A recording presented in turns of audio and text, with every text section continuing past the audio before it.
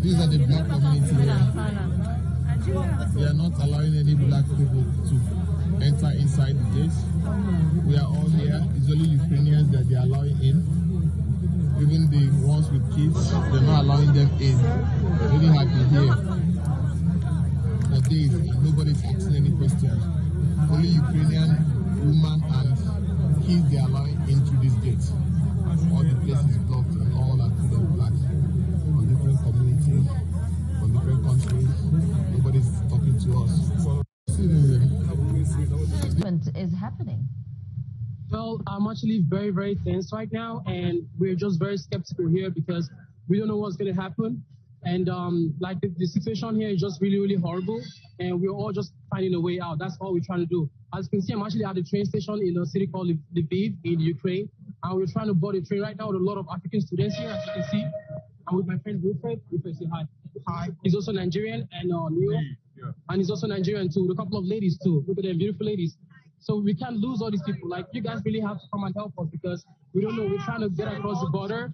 You have to send all the support you can, any way you can. If it's maybe monetary, if it's maybe a flight or anything, because we're all trying to go to Hungary right now. And from Hungary, we're trying to move out of here. That's all we're trying to do. Michael, we've seen on social media there are allegations that Ukrainian citizens are being prioritized on these trains to get out of the city, out of the country.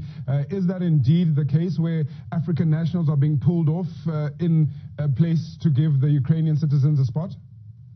Exactly. Actually, we are actually experiencing a lot of racism, especially at the Polish border, which is why most of us are actually choosing to go to Hungary right now, because like at the Polish border, they're actually giving priorities only to women and children of Ukrainian origin. Like those of African origin, they are not even helping us at all, literally, and it's absolutely horrible. My friend was here earlier, he's been waiting here for like 5 hours. There was a train heading to Poland, and they refused him entry. Take any blacks. They only took the women and children of Ukrainian origin, and that's it. And right now, we're just trying to get on the next train that's probably going to Uzhhorod, so we can go to either Slovakia or Hungary. That's the only option right now. But what we're experiencing here is just absolutely horrible, and you guys have to put the word out there because we need to leave this place as soon as possible. And in terms of just general survival, I mean, obviously, as you fleeing a dangerous situation, you need to prioritize, your supplies. I mean, what are you eating? What is in your bag? And how are you moving around? I haven't eaten in 2 days. Look, I fled my city just like yesterday in the morning because like I heard there was going to be an attack. And as I'm talking to you right now, they're actually attacking my city, and my city is like under serious attack. And I just left just with my emergency suitcase, and that's it, my documents, and that's it. I didn't even have time to take anything else. Nothing at all, just my international passport, my documentation, and that's all. We don't have time to even think of food. All we're trying to do is just to survive. That's all we're trying to do.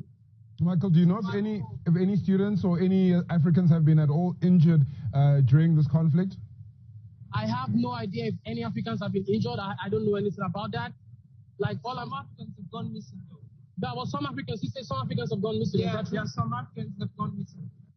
The thing is, because no one is getting help from anywhere, and there are so many people stranded, we're just trying to do the best we can to get out of this nasty situation. Are you getting any sort of assistance from the Nigerian embassy? I mean, we've seen a lot of interaction on that space. Yeah, they've been sending a lot of information out there, and they're actually providing assistance across various countries.